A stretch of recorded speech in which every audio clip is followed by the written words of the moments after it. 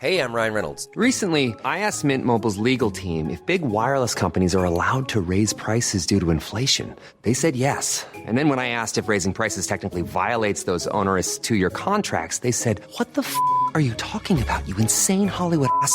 So to recap, we're cutting the price of Mint Unlimited from $30 a month to just $15 a month. Give it a try at mintmobile.com/switch. $45 upfront payment equivalent to $15 per month. New customers on first 3-month plan only. Taxes and fees extra. Speed slower above 40 gigabytes. See details. Nothing delivers comfort and joy quite like the unrivaled quality and taste of Omaha Steaks. It's guaranteed perfection in every single bite. And right now, you can save on unforgettable gifts with 50% off site-wide at omahasteaks.com. Plus, score an extra $30 off with promo code HOLIDAY. With 5 generations of experience, they consistently deliver the world's best steak experience. And the gifting experts at Omaha Steaks have made it easy to deliver the perfect gift with thoughtfully curated gift packages featuring gourmet favorites. From legendary steaks to mouth-watering desserts and more. Save 50% off site-wide for a limited time at omahasteaks.com. Plus, our listeners get an extra $30 off with promo code HOLIDAY.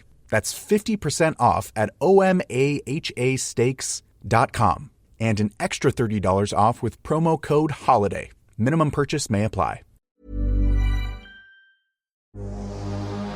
Super real.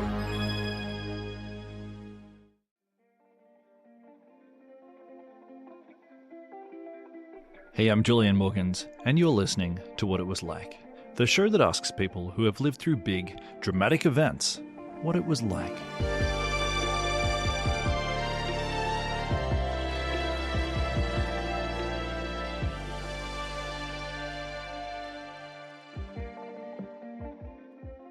A question I get asked kind of regularly is, how do you guys find your stories? And the answer is there's kind of a few ways, but my favorite is to ask myself this. What trope have I seen in a movie that's probably happened to someone in real life somewhere? So just as an example, I was recently watching the movie Fatal Attraction. You've probably seen it. It's a classic from 1987, and it's about this couple played by Michael Douglas and Glenn Close. And the husband, he meets this woman at work through a function, and they have a one-night stand. And then she becomes kind of obsessed with him, and she starts stalking the couple. It's a great movie. It's very sexy. Anyway, I was watching this, and I was wondering, has this happened? Like, surely this has happened at some point, somewhere in the world. And you know what? It has. Or sort of. Today, I've got the story of a couple who were mercilessly stalked by a woman who was obsessed with the husband. Now, to be clear, he didn't have an affair with this stalker. He actually met her because he was the therapist. And today I'm going to talk to the therapist's wife. Her name's Sandra Miller. And what I find really interesting about this story is that the dynamics of a couple getting stalked are quite unusual, I think. Usually when this happens, the ratio is that there's one stalker, one victim. But in this case, it's a couple, just like in the movie Fatal Attraction. And I find this interesting because, as you'll hear today, it had quite a few flow-on effects for the relationship. You know, all relationships are hard, but imagining incorporating a stalker into your duo, and I find the nuances of what that does to the relationship, I find that really interesting. So that's what we're going to be jumping into today. And then at the end, we're actually going to have a little discussion about how life influences art. This all happened back in 1995, but Sandra, she's recently channeled her experience into writing a novel. We'll talk about that too. All right, let's do it. Here is Sandra Miller. Sandra, welcome to the show. Thank you. It's great to be here. It's great to have you here. So let's start with your background. Can you tell me a little bit about where you grew up? Yeah, I grew up in New Britain, Connecticut, which is a Polish factory town on the East Coast of the United States, obviously. And I spent the first 18 years of my life in this very kind of industrial town, full of yearning for something a little bit more exciting. Wow, that's cinematic. I can taste that. I can taste the rust was a little rusty there in New Britain, Connecticut. Yeah. All right. So take me through to your sort of like university years. Tell me about how you met your husband. Well, walk me through that. That's a story. That's actually my first book called Trove. And it was a magical story. My husband and I met when we were at separate universities, and we met freshman year, and I fell madly in love. And then he broke my heart a couple of times, and I was studying English. He was studying to be a psychologist, and we went our separate ways, and we re-met 10 years later. I had traveled after university. I lived in Tokyo for 2 years. I lived in Luxembourg for 5 years. I was engaged to a Finnish guy for many years. And my husband, Mark, was doing his PhD training to become a clinical psychologist. Well, I decided it was time to leave Europe. It was time to go back home and reconnect with my roots in the United States. So that's what I did. And it was just about the first night, my one friend that I knew in Boston suggested that I go and have a drink with her. And as she invited another friend, another young woman along, and that young woman was talking about her psychologist whom she had a crush on. And I said, years ago, I was in love with this guy who was going to be a psychologist, Mark. And she looked at me like, wait, are we talking about the same guy? So this young woman who was crushing on her psychologist, I had crushed on him 10 years earlier. And 10 years later, I've just left my fiance of 5 years. Mark has just broken up with a girlfriend of 5 years, and within days we're back together. So it was one of these sort of romantic experiences that feels very fated. Yeah, that's really beautiful. When you met, when you saw Mark again, was it kind of like, oh, this is funny? It was not only this is funny, it was like, this time it's going to work. And as soon as I saw him, I was like, oh, there he is. There's my person. And we both matured, 10 years later, right? We had all sorts of life experiences and relationships that had matured us. So we were ready for it this time. But he walked in the door for that first date Friday night, and I was like, oh, yeah, there's my guy. Right, there he is. Like, there was just not even a question, and I think he felt the same way. So 10 years of growth, a lot of, an ocean between us, and we were ready for our relationship. So, Sandra, you're making me believe in fate, destiny. Wait, don't you believe in it? I drift in and out of belief, but that's such a nice story. That's your perfect love story. You're so sweet. I mean, it sounds like you've just had such an amazing run, a whole bunch of like gifts, but then something happens that maybe wasn't a gift. It was a bit twisted. That feels like a curveball. Can you tell me about how that started? So Mark and I were reacquainted, and it was within that first year of our relationship when we were back together and we were dating that he called me one night. We were living in separate apartments at the time. And he called me. It was during the day. And I was at his apartment, and he said, shut the window. I have something to tell you, and I don't want anybody to hear. And I thought, that's very strange. Now, these were landline days. So I ran over to the window, and I shut the window. It was a July day, and so very, very hot. And he said, I just came from a therapy session with one of my clients. He works at a major psychiatric hospital here in the Boston area. And he said, I just came from a therapy session, and one of my clients was outside our window last night listening to our conversation as we were cooking dinner. And she came into his therapy session, and she started talking about things from his life that she should absolutely not have known, except for the fact that she was basically, it was eavesdropping or / listening, but it turned into stalking. And so he said, keep the window shut. Don't say anything. Don't talk to anybody. And we need to discuss this because I'm not sure if you're safe. So that's how it began. And I thought, this sounds crazy. Like, this really sounds kind of crazy. Like, is he overreacting? Well, it turns out he wasn't actually overreacting. It turned into a traumatic it turned into a very, very traumatic experience for us that would go on for years and come close to devastating us at times.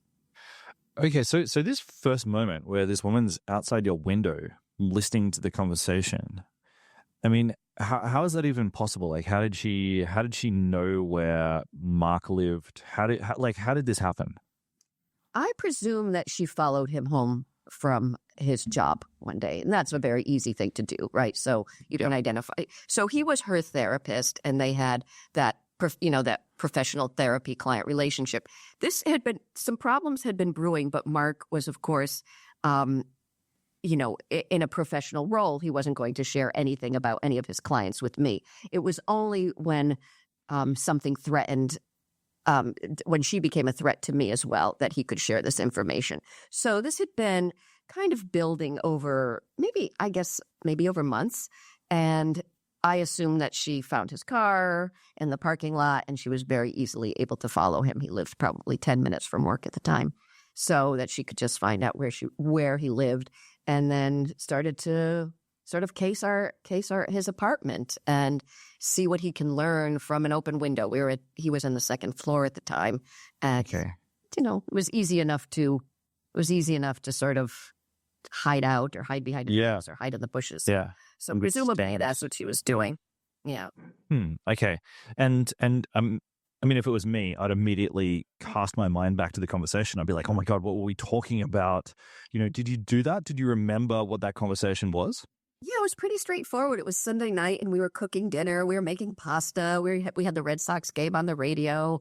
Mark was ironing. Like it was kind of one of those like sweet Sunday night in the summer. So it was nothing it was nothing salacious. It was nothing that would reveal anything about our relationship.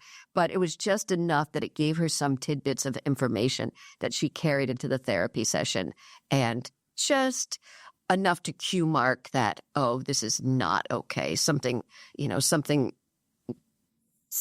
very wrong is happening here. So it wasn't so much about the conversation. It was more that she was doing it. And now she's outside our window listening. And what else is she going to do? Yeah, totally. Okay, so she took the information that she'd learned under the window to the next therapy session with Mark. And she was like, oh, I know that you guys like the Red Sox, that kind of thing. Yeah. And again, he won't tell me what he says in therapy, but he only told me enough to protect me. So she brought up my name. She knew my name. She knew that, we were having pasta for dinner. Sandra's doing this. Sandra's doing that. So enough that she's now brought me into the therapy session. So it's fair game for Mark to disclose to me what's happening. So, okay. All right. And again, I wasn't that worried. I thought it was almost a little bit amusing. Like, oh, this woman, this older client, she was maybe 17 years older than he was at the time. And, this older client has a crush on my husband. Well, that doesn't sound that threatening to me, right? Like, it seems like a pretty realistic situation in therapy, right? And something that you work through. You work through the crush on your therapist, right? Yeah. I was slightly dismissive about it at the time and how wrong I would be. Yeah. Okay. All right. So take me forward to the next stepping stone here. Yeah, so I'm sort of slightly dismissive of it, and how's that client with a crush on you? And Mark is dead serious. Like, my husband is a joker. He's done improv comedy, and he loves to make a joke, but he was not joking about this. Like, there was nothing funny to him about this. So I was like, okay, this is not amusing him. And I soon found out why, because we came home from a shopping trip the following weekend, and we saw that the entire answering machine, again, this is 30 years ago, the entire answering machine tape had been used up. And she had left, dozens of messages for us where she was, I'm sorry, Sandra, but I'm in love with Mark. And it would build to this crescendo of sort of crying and yearning and going on and on about her obsession and her love and with absolutely no regard for how insane this sounded. And I remember standing there with Mark in the hallway listening to the answering machine tape and just being like, what the hell? It felt like the beginning of something dangerous. And that was the point at which I remember this clenching feeling in my stomach, like, oh, this is not okay. This is not a silly crush. This is not some client who's just sort of, working through some issues in her therapy session and has the kind of run-of-the-mill crush on your therapist that can be dealt with. I was like, oh, this is bigger than that, and that's what it would become. Now these days, obviously, in the land of cell phones and people who didn't grow up with answering machine tape didn't know how invaluable those were, right? That was how you got your messages. This was how you got information. This was how your mom said. This was the email of its day. This was the email of its day, right? You needed your answering machine tape. So, so she would fill them up. I would go to work. I was teaching at the time. Mark would go to work, and we would come home to the entire answering machine tape filled with messages that became quite actually pornographic. And it was disgusting. Yeah. And this was happening on a regular basis?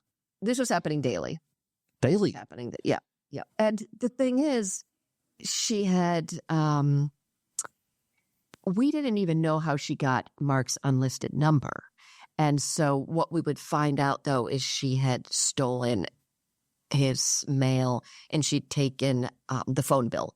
So she got the unlisted number most likely from the phone bill, because she would do it again to me when we moved into a different apartment, and she would steal my phone bill and then get my new unlisted number. So turns out you can't take your phone number off your phone bill. As people who were subject, who were being victimized by somebody who had become a stalker, we were like, can we do anything? Can we get an unlisted phone number that no one could find? But she was just helping herself to our mail. So that was very, very problematic. I'd come home from work every day, and I'd just be like, oh, God, I just would not be in the mood. And it really became very frustrating, but it created a lot of tension. And Mark and I are not the kind of people who have a lot of tension in our relationship. That's not how we operate. We have sort of a happy MO, but she just went at us, and it was, it made me think, I'm sure I would want to handle this differently. And Mark's like, hey, I'm the professional here. I'm doing my best. But the tension that it caused to have somebody, this third party in your life, invading your life on a daily basis with these, unwelcome, pornographic at times messages on your machine. You had to sort through them to find out who actually called. Oh, yeah, right. Okay. Right. So, and then if I was home and I happened to pick up, she'd hang up, or sometimes she would plead with me, and she was using my name, which always felt invasive too. So. Yeah, okay, all right. So I want to just dissect a few things here. Yeah. So I'm assuming that the first time you came back and your answering machine was full, maybe it was kind of semi-amusing for the first minute or two. Like you probably, I'm imagining you stood around and you're like, oh, this is interesting and intriguing. And but then did you listen through to the whole, like that's sort of half an hour of just standing there staring at each other, like mouths open, being like, what the hell? Yeah, I mean, right. Is that how it played out? Yeah, that's kind of how it played out. And then you might fast forward because it was all the same. It was just message, hang up. I think the message only allowed you to record for maybe a minute or two. So she would get cut off every time and then we'll call back until there was no tape left. So she was, I think she maybe was in the process of getting divorced. She had a lot of time on her hands. Mark and I worked at work all day, and she spent her day stalking Mark. Okay. Yeah. That was her full-time job. That was her full-time job. Did it sound like she was drunk or No, it sounded she was drunk on love. It sounded like a very desperate person who was kind of drunk on love. Yeah. Yeah, okay. So, I mean... And it wasn't love, it was obsession. And just to be clear, I mean, this woman had severe mental health issues. Like, there was a side of me that recognized that she would not have been doing this if she didn't have these issues, but it didn't make it any easier to live with. Yeah. A bit of compassion for her, but it didn't take away the aggravation or the frustration. Right. Okay. And I know that there's a bit of patient confidentiality here, but I'm assuming that you do know who this woman is now and like a bit about her history. So can you just give me a bit of her bio and like who is this? What are we dealing with here? So her name is Susan. She was 17 years older than my husband, in the process of getting a divorce and threatening suicide if my husband didn't return her love. And so she, we lived in the Boston area, and she, right now I don't actually know where she is. She's still alive. We don't. Yeah. Okay. We don't actually know. We tried to find out and we couldn't. Okay. So I have a very narrow bio of her.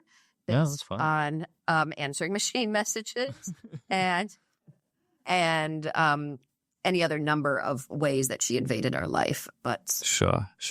Okay, so she was 17 years older than Mark. That places her what, in her 50s? She was in her 40s. Yeah, she was in her 40s because Mark was just getting started in his career, so he was early 30s. Okay, so she was in her late 40s at the time. Okay. And did Mark say to you anything along the lines of, oh, yeah, I've been seeing this one for a while. I think she's, borderline personality or she's schizophrenic? Or did he have a diagnosis that he was willing to share? I don't remember that he did. I think I had more diagnoses than he did. Okay. So I don't know. I don't like to label people, but I think that there was probably maybe borderline. I don't know. From my experience with her. And again, whatever happened in the therapy was confidential. So I would say that maybe over the years, Mark was able to talk more about that. I don't actually remember a specific diagnosis for her. I just remember she was our stalker. And that was my diagnosis. That was like that was the very clear diagnosis. Like this woman, whatever her issues were in terms of, the diagnostic manual, didn't concern me as much as how she was trying to ruin our lives. Yeah. Yeah, that's a pretty definite diagnosis. You are ruining our lives. Yeah. And she did any number of things. I mean, it continued and it became so invasive. I mean, what she would do was she would send us concert tickets, and to concerts she knew I liked. I recall one was Sean Colvin, and I said to Mark, like, we're being stalked constantly. I can't come into my house without hearing her voice. The phone rings nonstop. Can I go to the concert? And he's like, well, who do you think is going to be in the seat next to us? I was like, oh, God.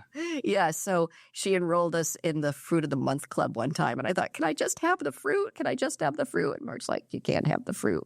We can't take anything from her. One time, it was the craziest thing happened.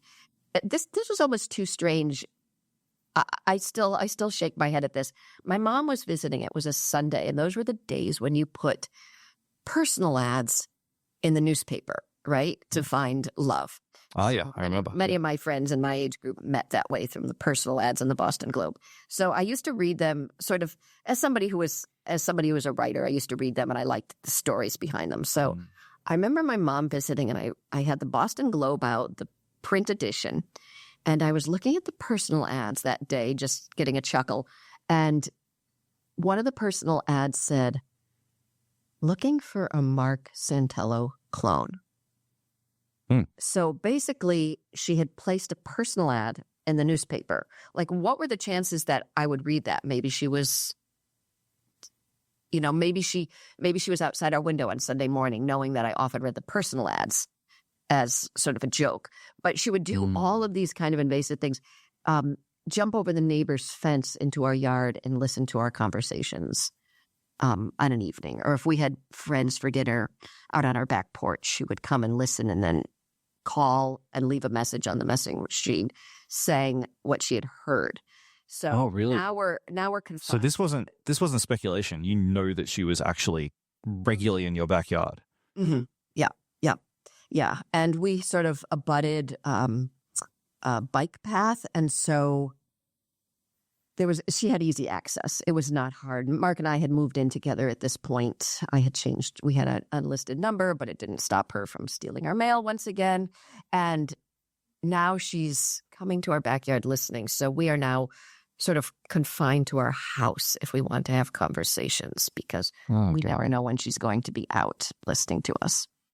And we tried to get a restraining order. And the situation at the time was, I'm not sure what it is now, but if you want a criminal restraining order, it has to be for somebody you've actually had a relationship with, which wasn't the case here. It was for, a spouse or a partner or somebody that you were in a relationship with. So we didn't qualify for that one, but there was a civil restraining order, which Mark tried to get. But you had to go to court 3 times and make an appearance with the person you were restraining, which made absolutely no sense, because all she wanted, all her obsession was with seeing Mark, getting close to Mark. Where was Mark? I love you, Mark. So a civil restraining order was out of the question, because that meant just more appearances in court, which is all she wanted, was to see him. So now we are in our house. We can't go out into the back porch and talk. It's summer. We can't, we can't have friends to the back porch because we don't know when she's in the bushes. We've got the police on speed dial, hoping that maybe someday we'll call fast and they'll catch her. But she seems to be very good at dodging the police, jumping over the fence, going into the bike path, like public territory, which is very hard to track her down. So she's making our lives very small and very stressful and very frustrating. And to say that we never got away from it. We never really got away from it for those couple of years, as long as we tried any number of things, but there she was. Yeah. Tell me about the effect on your relationship. I mean, I know that you touched on it before, but can we go into a bit more detail? So, like I said, Mark and I were, we'd fallen back in love after I had lived abroad for all these years, and we were really, truly in love. And I think that's the reason we got through this. But it was incredibly stressful. I mean, bring a stalker into any relationship, no matter how good it is, and that relationship is going to be tested. And I remember having fights, having arguments that had nothing to do with the health of our relationship. It had everything to do with this very invasive woman obnoxiously barging into our lives on a daily basis and causing so much stress and so much tension that we just fought. We still, we were still very much in love, and we managed. It wasn't as though it led us into a gray area or a place where we're going to break up. But there were times where I thought, like, this is not okay. Something else has to be done. But we kind of had our hands tied. We went through all the legal avenues, and just nothing was giving us what we needed to get out of this. So, did you ever think about trying to track her down personally? And, like, I don't know, if it was me and my life was getting ruined, all kinds of fantasies. Oh yeah. No, I had this fantasy that she was going to call one day, and I was going to pick up the phone, and I was going to say, like, nope, stay on the phone. I know it's just me. It's not Mark. Let's talk this through woman to woman.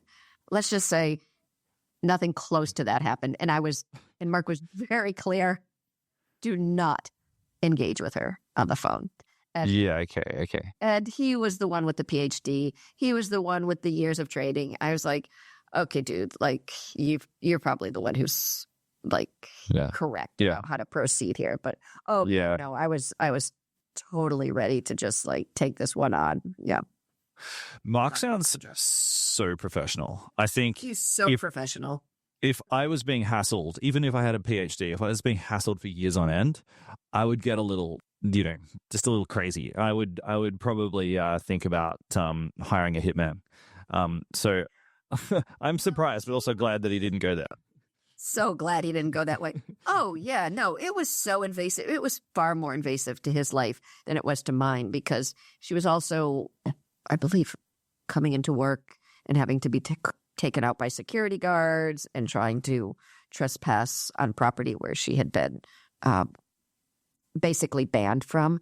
But no, it was terribly invasive for him. And he did consults with, he did a consult with one of his supervisors. And and he said, I've got this woman, she's stalking me. And if I recall this correctly, the supervisor said, well, has she burned your garage down yet?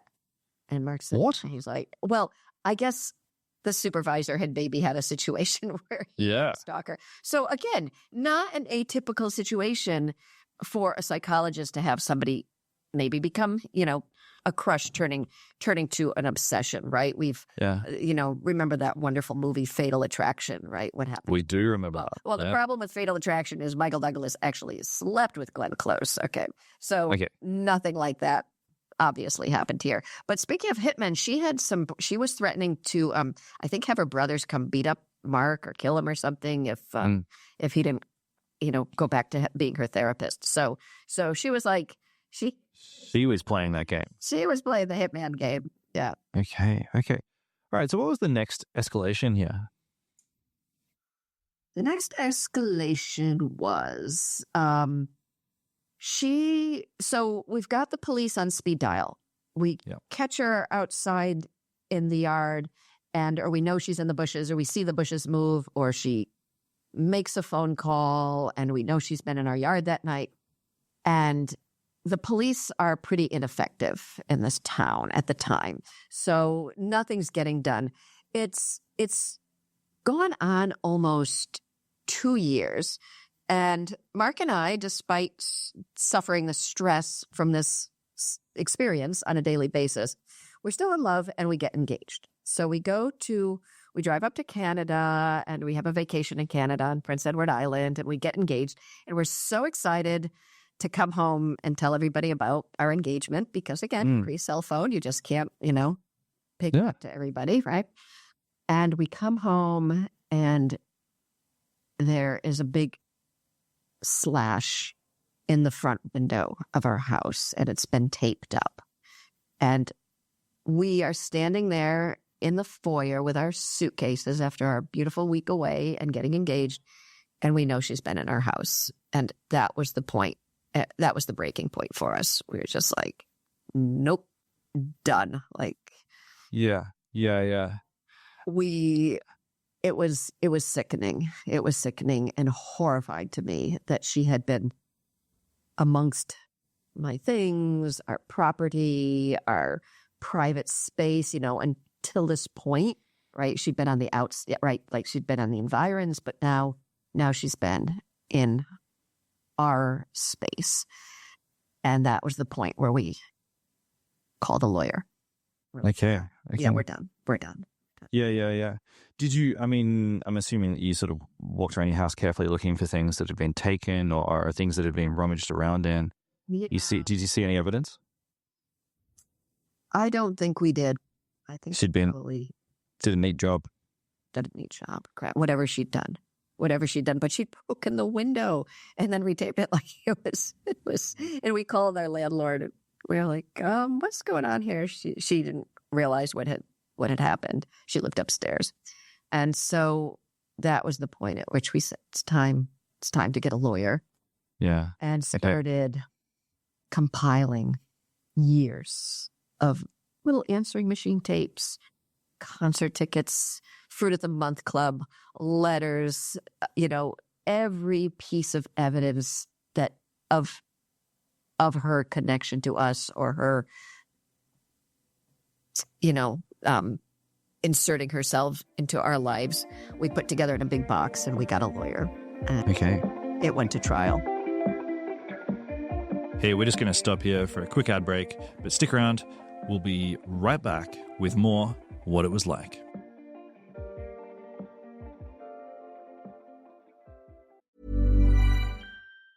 Ryan Reynolds here for Mint Mobile. One of the perks about having 4 kids that you know about is actually getting a direct line to the big man up north. And this year, he wants you to know the best gift that you can give someone is the gift of Mint Mobile's unlimited wireless for $15 a month. Now, you don't even need to wrap it. Give it a try at mintmobile.com/switch. $45 upfront payment required, equivalent to $15 per month. New customers on first 3-month plan only. Taxes and fees extra. Speed slower above 40 gigabytes on unlimited. See mintmobile.com for details. Nothing delivers comfort and joy quite like the unrivaled quality and taste of Omaha Steaks. It's guaranteed perfection in every single bite. And right now, you can save on unforgettable gifts with 50% off site-wide at omahasteaks.com. Plus, score an extra $30 off with promo code HOLIDAY. With 5 generations of experience, they consistently deliver the world's best steak experience. And the gifting experts at Omaha Steaks have made it easy to deliver the perfect gift with thoughtfully curated gift packages featuring gourmet favorites. From legendary steaks to mouth-watering desserts and more. Save 50% off site-wide for a limited time at omahasteaks.com. Plus, our listeners get an extra $30 off with promo code HOLIDAY. That's 50% off at omahasteaks.com. And an extra $30 off with promo code HOLIDAY. Minimum purchase may apply. At Leidos, a brilliant mind is smart, but a brilliant team is smarter. A ship that finds enemy subs is smart, but an autonomous fleet, that's smarter. Defending against cyber attacks? Smart. Stopping attacks before they start? Smarter. And using AI tools is smart. But integrating trusted mission AI into your technology is smarter. We're not just making technology solutions in national security and health. We're making smart smarter. Leidos.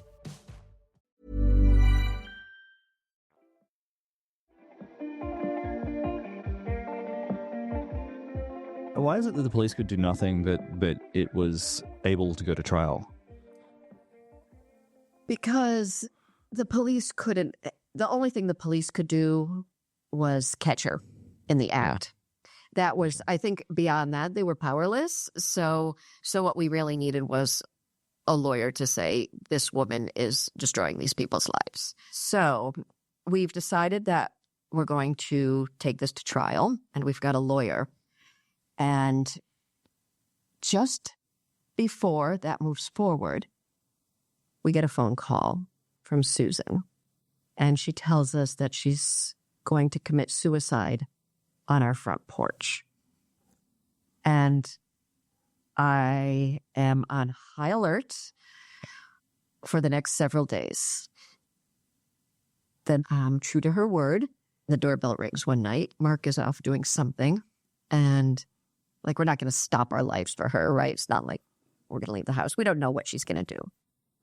She rings the doorbell, and I look through the peephole, and there she is. This is my first really clear view of her, like standing there. She's not ducking out through the shadows. There she is on my front porch in the little door peephole, and I see her, and I'm just like, I've got the police. And I call the police, and I said, they obviously know who she is and who we are. And I'm like, she's here at the house. Come now. How now? So they come. She somehow sort of lingers there. What did she, really quickly, like, what did she look like to you after years of imagining her? Like, what did you read on her face? I read a very, very sad human being. I read like a beleaguered, sad, desperate human being. Like, it was so clear to me that, like, her pain, her obsession, her mental health challenges were all right there in the peephole. I was not somehow surprised by how she looked there. You know, she wasn't, you know, there was nothing okay about that face. And so the police came, and it ended up in a high-speed chase through our neighborhood, like a little neighborhood in the suburbs of Boston that include many one-way streets. Oh my God, Sandra, you gotta break this down. Take me through the car chase slowly. Like, she was on your doorstep, and then what happened? And then I called the police, and the police headed over. They weren't far away, and she's retreated to her car, and the police are now following her car. And so they're winding through the streets. I obviously wasn't in either one of the cars, but I was just on the front porch going, oh, please, dear God, please, dear God. So they got her at the end, at a dead-end street. They got her, and they got her bag, and in her bag was a knife some pills. Here's the craziest thing.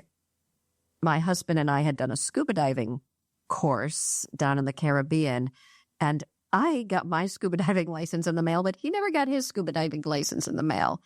And she had stolen his scuba diving license. She had stolen the mail with the scuba diving license that had a picture of him on it.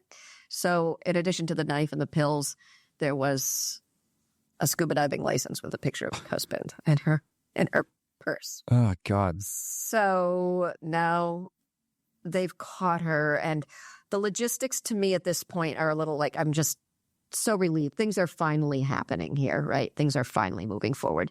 And she's caught. I don't know. They believe they might have taken her into custody. But at this point, we've got a trial in the works. So the trial goes forward.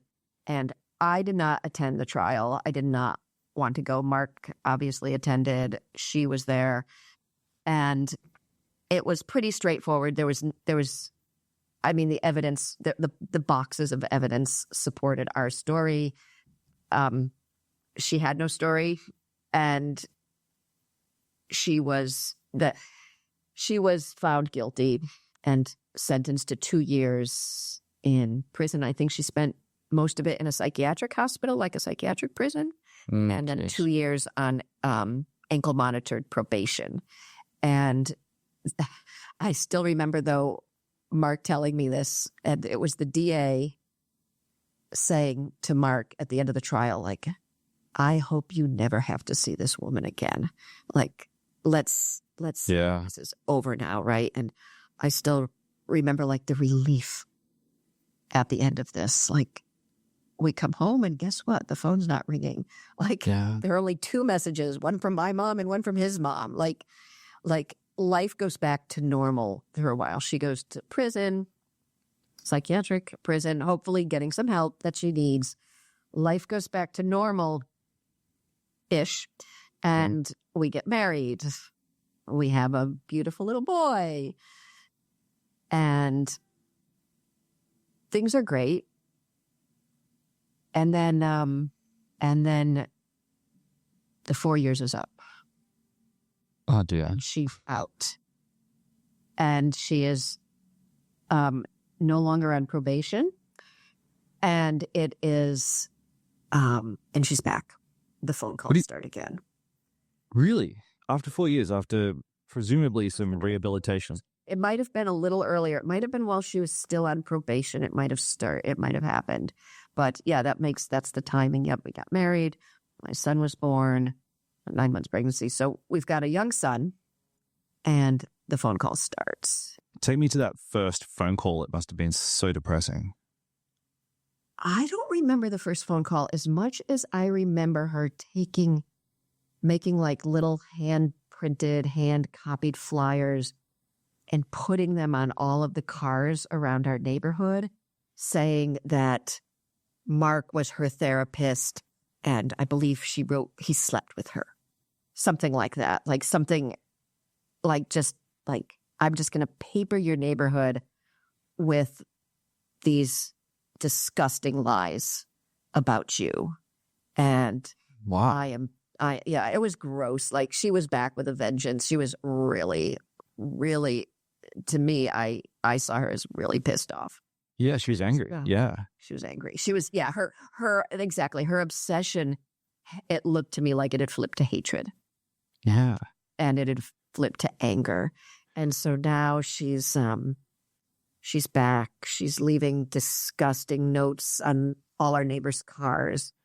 How did your neighbors respond? They knew, like, it was like the work of somebody who wasn't well. And okay. No one came over being like, yeah, maybe some people talked to us, but we clarified. And I think the people knew, most of the neighbors knew the situation that had gone down. So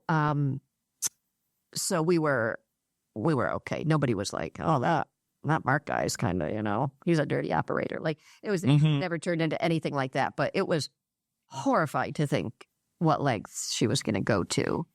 And now we have a child. Yeah. That raises the stakes. It raises the stakes. And the phone calls are back as well. She's leaving messages on your answering machine again. Yeah. Yeah. Did she sound more unhinged than before, or about the same? We were getting hang-ups, and a lot of hang-ups from her, and then I think she was threatening. She was now threatening things. Maybe the brothers were back, and she was going to get Mark and beat him up. All I cared about was my son. And that was, I'm a tired mother. I'm got this toddler. All I care about is our safety at this point. Like it's a whole different ball game, right? When you have a child to protect. Yeah. And I was just like, before, when she was doing this, I didn't feel as scared as I did this time. I was like, oh, she's really angry. To what degree will she go to get her revenge? After, having a couple of years and, in prison and then on parole to stew over this. I was a mess. It was really hard for me to focus. And if I can't remember the details of that time, I just remember being scared. Well, you're a new mom as well. You probably weren't sleeping that well, and you got all the sort of protective instincts for your son. And we'd fallen into this, oh, we're good. Like this was taken care of, right? Yeah. So Mark is out one day. This is how it sort of came to a head once again. Mark was out one day with our son in the back of this, and he was in his little car seat in the back of the car. And Mark looks in the rear view and he sees her following him. And he drives right into our town police station, which was not too far from where he was. And she follows him into the town police station. Oh. Yeah, not the brightest bulb. No. Yeah. And but whatever it was, like, she's got him now, right? He's in her sights and, out in public. So she follows him to the town police station and pulls in, and he just runs in and he's like, get out here. And they come out and they got her. It went back to court. And at the time, a very horrible thing happened in a nearby town, Worcester, where there was a man who was stalking a woman obsessively, somebody who had been a server at a restaurant that he went to, and she dismissed him. He became obsessed with her, and he ended up leaving a pipe bomb on her steps when she rejected him, and she died. Oh, no. And horrible, right? Absolutely horrible, like stalking to the absolute worst extreme. And that had just happened the week before our second round of this. And so this was in the judge's consciousness. Right. Yes. Yeah. When they were, sentencing her again. So the judge was like, yeah, no, no, this is not going to continue. And the judge gave her a strong sentence. I can't remember exactly what it was. And it was over. Oh, God. It was over. And I feel my heart beating as I talk about this. Yeah. And it was over maybe 2 times going forward. We got a call, then a hang up. And once I think that there was like, she went back to prison. I think there was like, we could hear like prison sounds in the background one time where we got a phone call. And I was like, oh, no. But it didn't start up again. And that was it. Okay. So I think we benefited in some way from this person's, this tragic situation with this woman who had died at the hands of a crazed stalker. So, yeah. I mean, I guess, though, that when it ends, you don't know that it's ended because it's already started up once before again. So maybe you're sort of living in this sort of stress for really a few years afterwards. Like, is this a false ending? Yeah. I think, you don't go, oh, phew, oh, got that. No, it stays with you. It stays with you for a long time. And it's a long time before the phone rings and you don't startle, or the doorbell rings and you don't go home. But then, the weeks go by, the months go by, and you start to relax into your life a little bit, but you don't soon forget Yes. the way Yeah. it plagued you for years. Yeah. I mean, you mentioned the film Fatal Attraction before. So it seems like it probably came out at a similar time as all of this was happening. Did you go and see that film at the time? I had seen it earlier. It's funny. I maybe saw it once, but that was more about, they had that sexual relationship and this hot sex one night, and then that's it. She's smitten, and she's not gonna let him go back to the wife. This was different, a little bit more atypical. And then of course, Baby Reindeer came out. I guess it was next year, and that show that everybody was buzzing about, and people said, "Have you seen that?" And I was like, I tried to watch it. I couldn't watch it. It was too close to home for me. It was horrifying. I absolutely could not watch it. It gave me some kind of, a version of PTSD. PTSD, because that's people who actually suffer from that. But it was very re-stimulating of my situation. I was like, yep, not watching that. Can I ask which scene you got up to? Like, which was the scene where you went, oh no, not for me? Was she at his house? I think she's standing outside of his house, I feel like. Yeah. And maybe it was like I saw a couple of episodes, and I was like, everybody said, stay with it. And I was like, no, this is torture. So Yeah. I mean, these are your friends who presumably know that you went through this experience yourself, and they're like, no, trust me. They're like, you'll get past your PTSD. So I guess my question here is like, what is this is a thing that we see in movies all the time, movies and TV shows. But you've lived through it. And I'm curious about what does Hollywood get wrong? Well, we didn't have a bunny to boil like in Fatal Attraction. Let's see. What does Hollywood get wrong? Well, I think with Baby Reindeer, that was based on his true story, right? Yes. But the interesting part about that story was, as I recall in the news, she had a story to tell too. She wanted, as he became wildly successful with that series, she wanted her voice told too. I won't say Hollywood gets this wrong, but what's interesting to me is that the stalker always has a story, right? Like, what's the backstory of the stalker? And what is the stalker doing there? What led to this obsession? And that was the reason I ended up writing a novel about a stalker, because I wanted to imagine the stalker side of the story. Yeah. Well, it's a really great book. For anyone who's listening, check it out. Yeah, Wednesdays at 1.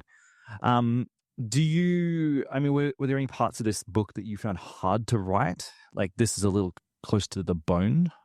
Yeah, that's a good question. I feel like because it was fictional and I was able to be creative with the characters, and they weren't from my real life, it didn't feel as painful. I had written a memoir several years earlier, and that was painful because I had to re-traumatize myself to put those stories on the page. I suspect there's some people who are listening to this who have probably dealt with varying degrees of being stalked before. I mean, if you were to go through that experience again, would you do anything differently? Do you have any advice? Wow. Interesting question. Advice. Take care of yourself for anybody who's experienced this.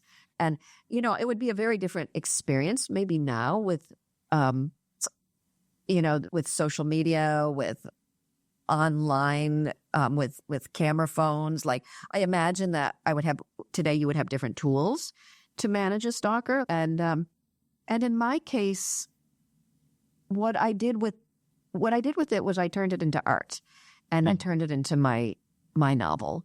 And that, I think, is the best way to deal with trauma and unwelcome experiences and hardships in your life. When you take them and you create something beautiful out of the trauma, then you've made it your own, and it no longer has the power over you. It no longer it no longer has any control of your life because you've taken control of it in your own way. So that is the reason why I'm incredibly proud to have done something with this material and have been able to use the material so it doesn't just sort of, sit in my cells as this horrible thing that happened to me. Instead, it became something that I'm very proud of. I teach creative writing and creative nonfiction to students, and I tell them, take your horrible experiences, take those awful experiences that you've had, and make art. Yeah, I worked as an editor at a sort of digital media company for a long time, and I was always telling our writers, our staff writers as well as freelancers, put yourself in there. Like if you're writing rather than sort of writing an empty, just sort of purely academic think piece, inject your own experience in there a little bit. It'll just give it some soul and some heart. And I was always surprised by the numbers of writers who were really reluctant to do that. It's like, no, I don't want to put any skin in this game. Like, I don't want to be vulnerable. It's a really hard thing to do. But I also think it's a bit of a shortcut to connection. That has been my experience. And I think art is exactly. Art is, the artist has to be vulnerable, right? For it to read authentically. And that's another good word, vulnerable, right? That's what we are, and that's the place from which we often create. It's powerful work. Do you think this story? I mean, Mark experienced the same events, but in a very different way. Because in some ways, it was kind of his stalker. Have you heard him tell the story? And does he kind of like foreground certain parts of it that is sort of unique to him? Does he tell a different story? He and I always tell a different story, right? Like right? I think he did experience a trauma as a young psychologist, just starting his career, to have this be one of his first clients, to snowball into something so distressing and disturbing and life-threatening. I think that comes through when he tells the story. But at the same time, he's much better at compartmentalizing than I am. He's very, very good at putting things in boxes because that's the way that's why he's a successful therapist, because he doesn't walk around traumatized by all of the people that he sees on a daily basis who are experiencing extreme trauma. So I think that I think in hindsight now, the story has become just that. It's become a story. But for years it wasn't funny. It wasn't, it's still not funny. There's nothing funny about it, but I can tell it with a certain lightness in a way that I couldn't many years ago. Yes. Yeah. I mean, just to go back to Fatal Attraction again, I mean, not only is it not a funny story, but it's not a very sexy story. Fatal Attraction is quite a sexy film. And your version of this, like in reality, it's just it's such a slow burn sort of psychological issue. It sounds to me like we're listening to all these tapes and it just sort of wears you down over the years and you're getting stressed and tired and just like that. Hollywood doesn't capture that, I think, from what you've told me. That is very true. You could never get the slow burn, right? Even in a show like Baby Reindeer, it moves forward very, very, it progresses very quickly. So you're right. You can't get the slow burn of destruction that somebody would feel that we felt going through this. That is an excellent point. And all of these years later, what is the overriding emotion you feel for your stalker, Susan? Is it anger or is it pity or? No, I don't have any anger toward her anymore. I've let all of that go. Like that is just nothing I would need to carry forward in my life. Too many gifts and blessings in my life that I would carry anger toward her anymore. So that's gone. That's evaporated with time. So what is the remnant feeling? Remnant feeling is everything that we go through that's hard is a kind of blessing if we choose to make it so. So I wouldn't say, oh, wow, that was a great experience to have, but I would say that was an experience that I had to have. Yeah. In my process and in my creative process, it put my husband, my husband and I went through a lot of challenges around that probably tested our relationship in good ways, in the end, good ways. And so there was probably growth, and there was probably a sense of, like I said, I've developed compassion for people who have these kind of experiences. And in the end, it was a life experience that was probably a kind of gift. Yeah. Well, Sandra, this has been fascinating. So thank you so much for sharing your story. Thank you. It's wonderful. Really enjoyed talking to you. Today's episode was produced by Rachel Tuffery. It was mixed by Jimmy Saunders, who also did our theme music. Daniela Cantu and Chloe Stelling are our interns. Our cover art is by Naomi Lee Beveridge, and this whole thing has been a Super Ill production.